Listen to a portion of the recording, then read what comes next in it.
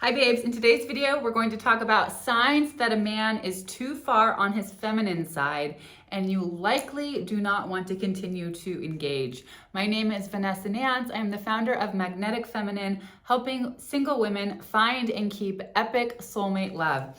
So the first sign that a man is too far on his feminine is that early on, in the very early stage of connecting, even on a dating app, you're going to notice that his energy is very passive. He's not leading the conversation forward. He's not asking you questions.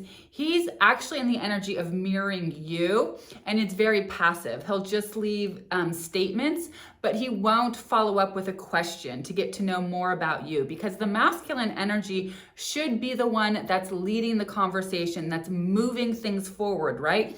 So even in that first phase of connecting on the dating app, you're gonna notice that a man more on his feminine side is very passive, and he'll just make these blanket statements without asking a question and moving things forward. And a woman that's more on her feminine side is going to miss that cue, and she's gonna step in and start leading and asking questions. Now, the one caveat I do want to mention is that if you are not leading with feminine warmth and you don't know how to use feminine communication, which I go deep into inside my course, then that can be a big reason why masculine men are not moving things forward, or you're not getting engagement with men on dating apps, because men will not move things forward if they don't feel your feminine energy, if they don't feel your warmth.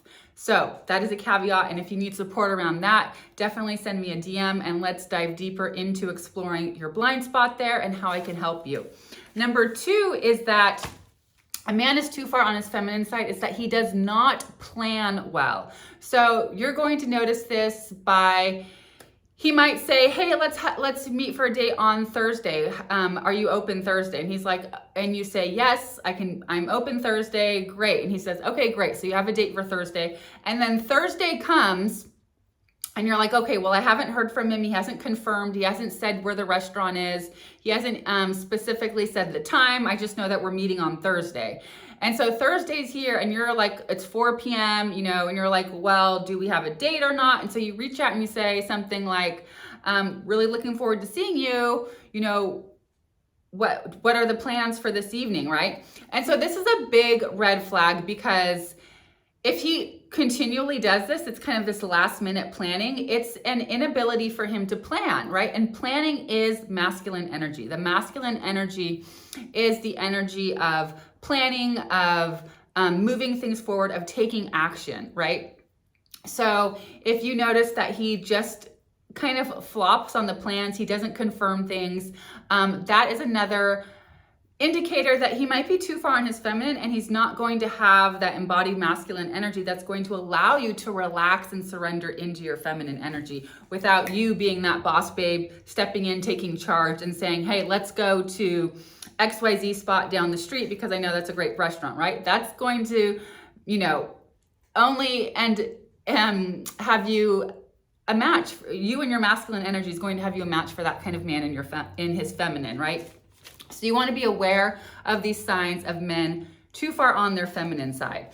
The third sign that he is too far on his feminine is that he does not know how to hold space to listen to you on dates. So it's common, it can be a common thing on a first date where a man's talking a lot because he is in this energy of proving himself. He wants you to know who he is as a man, what he's accomplished, and he might be talking a lot in that sense. But you do want to be aware of does he create space after he's kind of, taken up the space to prove himself? Can he hold space for you to talk once he senses that you're comfortable, right? Because in the beginning on that first date, many times clients will, women will tell me, she doesn't want to talk a lot because she feels a little shy. But once you start to feel comfortable, once you've maybe had a glass of wine and you're loosened up, is he attuned enough to your energy shifting that he's now holding space for you? Because the masculine energy holds space, right? The masculine energy is that energy that's the container, while the feminine is the energy that takes up space, right? She's the energy that flourishes and wants to shine and be seen, right? So just become aware of that, and notice that if you have the habit of keep attracting men who always want to talk and don't create space for you to speak, notice that there might actually be a subconscious block there for you where you are subconsciously desiring this kind of dynamic because somehow it's keeping you safe. It's keeping you safe from revealing parts of yourself, from really being vulnerable, from expressing yourself. So you might be in a pattern of continually attracting men who are on their feminine side because you can be in your masculine, and your masculine like creates this armor where you don't have to reveal anything, right? You can just be quiet on the date, and how you can see how that might be serving you, right? If you haven't done that deep work around your feminine to feel safe to start to express yourself and bring your authentic self to a date. The fourth sign that he's too far on his feminine is that he doesn't show strong leadership with picking a seat at the bar or picking a table at the restaurant, or even when it comes to picking out the food that you're going to eat. So he might ask, a man on his masculine side is going to ask you, what are your preferences? Do you have any dietary restrictions? Is there anything that you don't like? And he is not going to, or anything that you do want, right? He's going to give you that option, but then he's going to not hesitate to take that leadership role and pick out the items that you'll eat, right? The appetizer items. He won't hesitate to do that if you don't have a preference, right? So personally for me, I generally, when I've been on dates, I've never liked to pick out the items. I always like it. It makes me feel great when a man just picks out the food. I let him know what I do like, what I don't like, if there's anything that I wouldn't eat, and then I leave it to him. And that just feels really good for me, right? So a man more on his feminine side, though, is going to hesitate in trusting his own decision making. He's going to want to leave it to you to pick out, okay, well, pick out whatever you want, right? Whereas a man more on his masculine side, he's going to just ask you that question. He's going to say, anything you don't like, anything that you would want, and then he's going to go for it, and he's just going to choose, and he's going to trust his decision making. That is a man embodied in his masculine, and you can see how that level of confidence is really a turn on.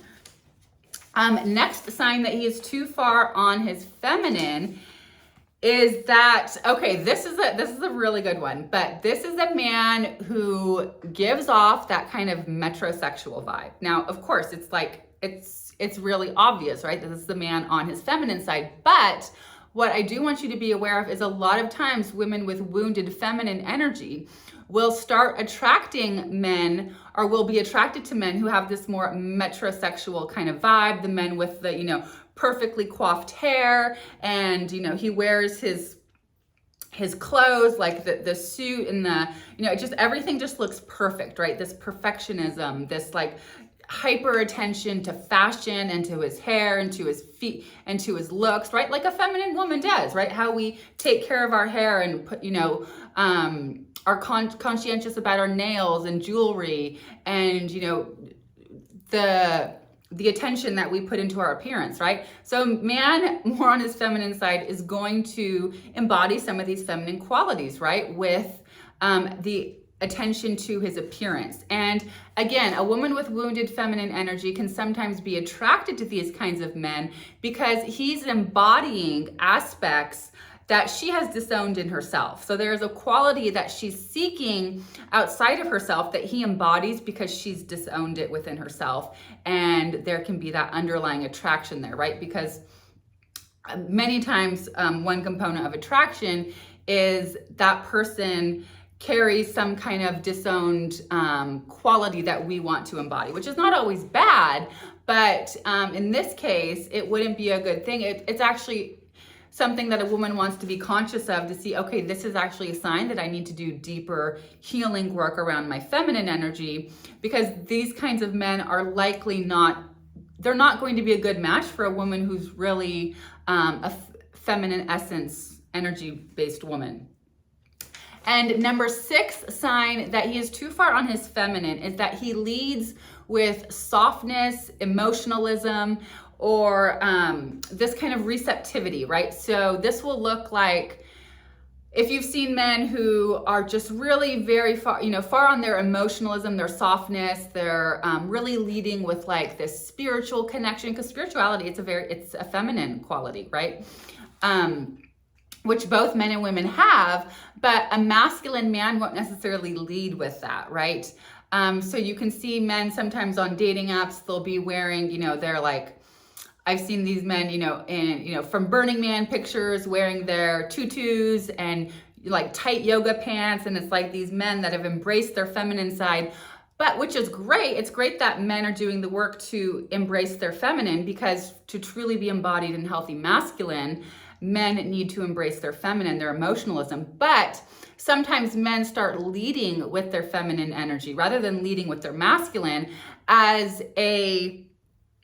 it's actually a reaction formation to the toxic masculinity, right? So there's this fear that if I'm in my masculine, especially for, white males, they have, there's this fear that like